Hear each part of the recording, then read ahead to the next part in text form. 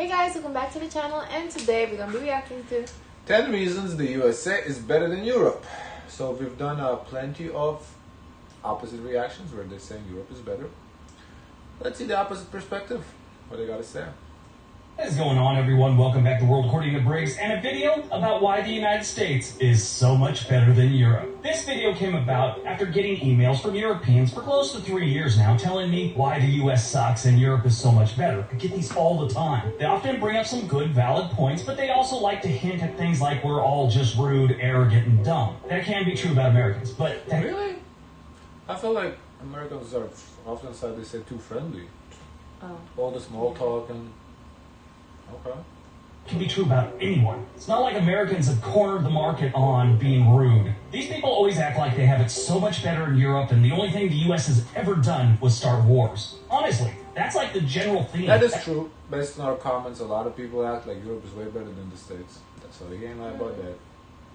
That's what they always seem to go to, is we start wars. But US does have some bad things. The US has some great things, just like Europe. Every country, every town, every village, and every neighborhood has its good and its bad. If you don't understand that, you're kind of dumb. So let's take a look in no particular order. Make the US a far better option than Europe. I mean, but he right though, isn't he? I mean, it is like, that's a little bit much. A little out there, but he's not wrong. Number 10, world wars. We don't have them. We never have. We hopefully never will. We just don't have world wars here in the United States. We've had a civil war, and we've had some other... That's true, but kind of irrelevant reason, honestly. Like, yeah, that's not a strong reason. Did we not have a better reason to put on top 10? Because this is like... I mean, it is true. I don't really see a war happening here, but like, who cares? Things. And before you do, stop typing. Yes, Pearl Harbor was part of World War II and it was on American soil, but that was just an attack that took a couple hours. The Japanese also did take hold of some... I mean, I guess maybe for Europeans that is a little more relevant with the whole Russia situation now, you know, what's going on with Ukraine. Because for us it's kind of irrelevant because we don't care being here, but there maybe they like some countries are concerned about possibly a war going out. So. It just is not... I guess. It's not like the most practical way to start a war here in the US because how... No, the war here in the US wouldn't happen. And that's who we're going to fight, Mexico or Canada. That's the two countries we're going to have a war with. But it's just like not a thought that would ever cross my mind, whereas maybe in Europe it does cross people's minds about that. No, I don't know. Rock outcropping we had in the Bering Sea near Alaska. They stayed there for a couple months. We didn't even try and chase them out. But when it comes to world wars, no real combat on American soil other than those. We've joined other wars. Matter of fact, we joined 2 world wars in Europe to help Europe. I don't know if you Europeans remember, but there was this German guy with a funny little mustache, and he had plans for all of Europe and pretty much the entire world. If it wasn't for the United States, there's a good chance his dream would have come true. Over 100,000 U.S. servicemen lost their lives in combat during World War II. In World War I, it was about 116,000. So we may have started some wars in our history, but we sure have helped out Europe with a couple of theirs. And from the looks of it, might be a third one on the way. Number 9. I missed this video. I think that's why he put this, because of the situation. Because other than that, it's kind of like a silly reason to put. 2 years ago was kind of like when it just started. So yeah. Amusement parks. That World War II thing, World War I, was kind of depressing. So let's look at amusement parks. We excel at amusement parks. Europe has some wonderful things to do. Don't get me wrong, but we set the. I thought the one in Finland was pretty interesting. I don't think why I would not like an amusement park in Europe. I feel like overall the experience is quite nice. Honestly, what would be a bad amusement park? I think maybe he's saying ours is a little like more sophisticated or something.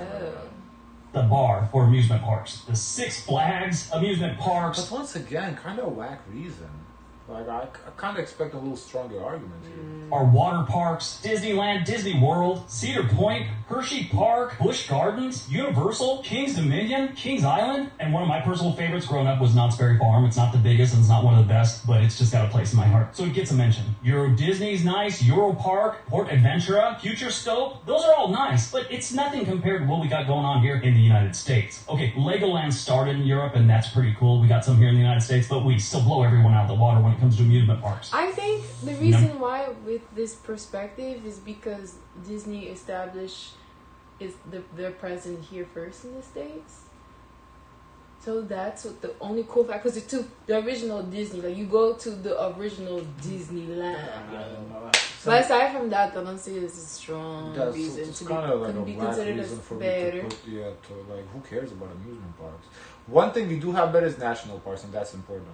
Break the U.S. economy. Hey. If you don't know, the U.S. economy is huge. It's by far the biggest economy in the world. The United States annual GDP is about $21 trillion. In a distant second, you have China with an annual GDP of $14.72 trillion. After that, you got Japan with $5.06 trillion GDP. At number 4, you get your first European. What matters is GDP per capita, not total GDP. So that. I like he showed people, sipping their wine, the alcohol. Country, and it's Germany. They only have a 3.85 trillion annual GDP. Then the United Kingdom is 2.76, and then after that you got India, and then finally France, 2.63, Italy, 1.89. And if you look outside of countries, the state of California would come in 5th place with 3. He's right about the economy. That is a good argument. 4 trillion. So my question to the Europeans are, if we suck that bad, why do we make so much money? And feel free to leave comments about how we're corrupt and we take advantage of other countries like your countries don't also. Number 7, our technology. The United States has invented most of the really cool stuff. Sure, Europe has come up with the guillotine and the Iron Maiden, but the United States has come up with things like the personal... Yo, he's salty. He sounds salty. He got tired of the comments and he said, I'm gonna make this extra He's spicy. salty, okay. Extra spicy. The Weed Whacker in 1971. 1972, we came up with the video game console. 72 also gave us the MRI. 73 gave us the cell phone. This is all before 1980. In 1978, we invented microwave. I mean, technology... Europe has technology, we have technology. Hard to say which one, they have different technology. I feel like... I think it's like who invented what first. Like, we do have more, maybe I would say... Like, for me, game changer is electricity. I would say we maybe have more, consumer innovations, whereas I think Europe might have more industrial innovations. So it's kind of like, you can say our tech is What's better. the difference? I feel like, Europe has a lot of, medical stuff, for, lasers. No, for, surgeries, lasers and stuff like that. The cars, a lot of European brands. So, it's just different strokes for different folks, I guess. Popcorn. 1986, we gave you the 3D printer. 1996, we gave you Google. 2005, we gave you YouTube. I should say 2004, we gave you Facebook also, but that's kind of working against us these days, it seems like. Along with in 2006, Twitter showed up. We also gave you the COVID-19 vaccine. I know some of you don't think that was a good thing, but a lot of people do. You want to go way back? 1938, we invented the chocolate chip cookie. Take that, Europe, you and your croissant. Ooh! Number 6, gas prices. I Your like gas a chocolate prices. chip cookie. Yes, that is a argument. Gas prices way better here. Nobody can debate that. Suck, Europe, face it. I know you go by Chocolate chip liters. cookie, but then he is right. I don't think I ever had a chocolate chip cookie like that in Europe. We do have good cookies in Europe though, so I neither here nor there. And we're going to break it down for gallons, which we use here in the United States, and dollars, okay? I found a nice little chart that breaks it down as of May 1st, 2022. The highest gas prices in the world right now is Hong Kong, and it is $10.87 on average per gallon of gas. Norway, it's 9.13 for a gallon of gas. Monaco, it's $9 a gallon of gas. Iceland, $8.75. Denmark. The people are walking everywhere. That's a lot of money. That's why people walking and using public transport because the gas is ridiculous price. Oh, $8.69, Finland, $8.64, Greece, $8.38, Netherlands, $8. They don't have friends to say, hey, can you give me a ride? Can you give me a lift? No, friend. You know what's even the most shocking though? What? The Norway, okay, they make a lot of money, whatever, the gas is expensive. Greece is not that rich of a country, but it's on top of this list. That's crazy. 33, Germany 791, United Kingdom 770, the list goes on. Sweden 769, Liechtenstein 766, Estonia 755, Switzerland 747. This list goes on. You know where the United States is? 84th in the world with $4.58 off. Okay. And that's not even a good day. No, that's $4. No, our gas price here is 3 or right 2. now. Yeah, sometimes goes down to mid-2s. Right now, I think. At one time we were at 1. That was COVID. Right now it's about $3.19. I believe last time I put gas in, so $3.19 on average countrywide. Now this is basically 3 times less. But than in my Norway. lifetime, I was able to see it go down. Yes, in COVID, the cheapest we ever filled up gas was $1.69. Yeah. In my lifetime, I never seen it at 10. Okay. point where a bunch of people here in the United States are going to leave some political comment or how they just paid $5.10 in Los Angeles or something. This is the national average. Good thing you people in Europe like to ride bikes everywhere. Taste our world. Celestial Seasonings tea. 5. Fast food. Now, this is a strange one, I know, because fast food isn't really something you should be proud of, but I will tell you right now, every single European... Oh, no, let me tell you. When my friends and family come from Europe, I say, come, you need to try some foods, okay? They love the experience.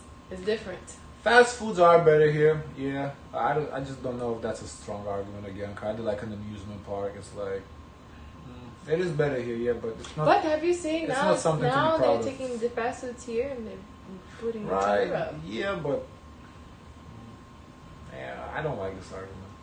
I know, that's one of the first things they say is our fast food is amazing. The variety and the flavor is awesome. You have great food in Europe. Don't get me wrong, I'm not trying to say that. You have a lot of really classic cuisine, you know, I mean, the Italian stuff you got going on in Italy, France, amazing. I could really do without German food, but still, you know, Americans, they bring that up all the time, and Europeans that come over here talk about how amazing our fast food is. Again, it's unhealthy. It's probably why we're one of the largest countries in the world as far as chubby people go, but still, it tastes great. We have a wide variety. It's something that's kind of awesome.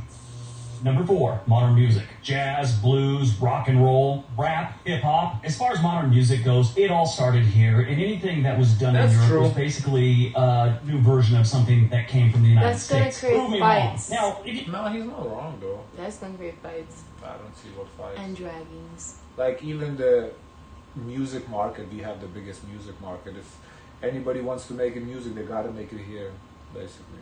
Way back in music. Mozart, Wagner, Chopin, Bach. Those are all great. But what have they done for us lately? I mean, they haven't done much for us lately because they all died like in the early 1900s or late 1800s or even earlier than that. They haven't done much for us lately. But modern music is where the United States shines. What is considered to be the first rock and roll song ever was done by Ike Turner and Jackie Preston. They wrote a song called Rocket 88, and that is considered to be the first rock and roll song ever. If it wasn't for that, and then Elvis taking that type of music, and Buddy Holly and people like that, we wouldn't have had the Beatles or the Rolling Stones or some version of that. Again, don't get me wrong, there has been some amazing modern music that's come out of Europe, but yeah, we started it. Number 3, the landscapes. Now this one's going to be up for an opinion because I guess he's probably putting the national parks here because the national parks should be on this list. Europe does have the Alps, amazing rivers like the Rhine, Lake Como, and other amazing lakes, the Azores, Tuscany, the Greek Isles. Those are all great, but it doesn't compare to the sheer volume that we have here in the United States with places like Yosemite, Arches, the Great Smoky Mountains, the Rocky Mountains, the Great Lakes, the Everglades, Death Valley, the giant sequoias, the Redwoods, Yellowstone National Park, the Badlands, the Grand Canyon, the entire state of Oregon outside of Portland. That list can go on about amazing landscapes to see here in the United States. Europe does have some good ones, but just in sheer volume and numbers and things to see, we're a bigger country and we have amazing landscapes. So we get the win, in my opinion, on that one. But now, to be fair, if we start looking at amazing buildings, ancient buildings and stuff, Europeans got us killed there. But, yeah, I mean, the Colosseum, Eiffel Tower, Big Ben, so many other ones. We have nothing that compares to that, but our land and our natural beauty is, in my opinion, and a lot of people's opinion, so much better. Taxes. Everyone in the United States always seems to think they have the highest taxes. Not even close. The United States is ranked 44th. If you take what the United Nations considers a country and you rank them by how much they tax, that's true, but it's a little bit of a trade-off too. You know, in Europe you pay more in tax, but you do get more for it. So it's kind of, you know. For citizens, this is how they're ranked. The Ivory Coast, for some reason, they're just taxing the hell out of everyone. But it's followed by Finland, Japan, Austria, Denmark, Sweden, Belgium, Israel, Slovenia, Netherlands, Portugal, Ireland, Spain, Iceland, China gets in there, Germany, United Kingdom, France, South Africa, South Korea, Australia, then we go back to Luxembourg, Greece, Italy, Turkey, which is not really in Europe, but you get the idea. And then after that, it goes down a while and you start seeing things like Switzerland, Monaco, Norway. And finally, way down there, number 44, you get to the United States. Here in the United States, we complain about our taxes an awful lot, especially how they're slanted towards the rich, really don't pay that much taxes. And if you're middle class or below, you're getting gouged. That's how we see it. But if you rank them on a global scale, the United States isn't doing that bad. But that top 20 is filled with a lot of European countries. All right, before we get to number 1, don't forget we have another channel. And number one, shopping. Yes, I'm sure a lot of you are a little shocked, but shopping is one of the biggest complaints Americans that move to Europe have about Europe, and Europeans that come to the United States, they love how... Yeah, I was thinking that. I didn't think he was going to put that on the list. Maybe shopping is like very broad, but I would say specifically is the wider variety of options available. So like when you go to grocery stores, how many different... Like when, remember we did the video who the guy who lived in Amsterdam and he was saying, oh, there's too much, he spends 20 minutes picking toilet paper. Oh, yeah. Well, to me that's a plus because I have options to pick what kind of toilet. Well, not just toilet paper is stupid, but like overall, just the options. Whereas in Europe, you go, there is options, but this is just it's so vast. Like it's huge. So that I would say that's one of the biggest plus here. Easy it is to shop. Now, it's not just ease or whatever, it's convenience and actually customer service. Customer service really doesn't seem to be much of a thing in That too, yeah, that's too. Customer Europe, service. According to most people that have moved over there or visited. I'm What surprised we would consider rude here. there's not because like he said earlier on before, like rudeness. I would understand it's like quite rude to get poor customer service. No, it's not poor. It's just the policies. There's no laws like enforced. I don't know if here is laws or what, but or kind of just the customs. It's just the policies here is like more customer friendly than there. Like there, you at least how you maybe it changed. I don't know, but how it used to be, you cannot just buy something, wear it for a month and return it. Here you can do that. You buy clothing, wear it for a month, return it. Nobody's gonna ask you nothing. There you cannot do that.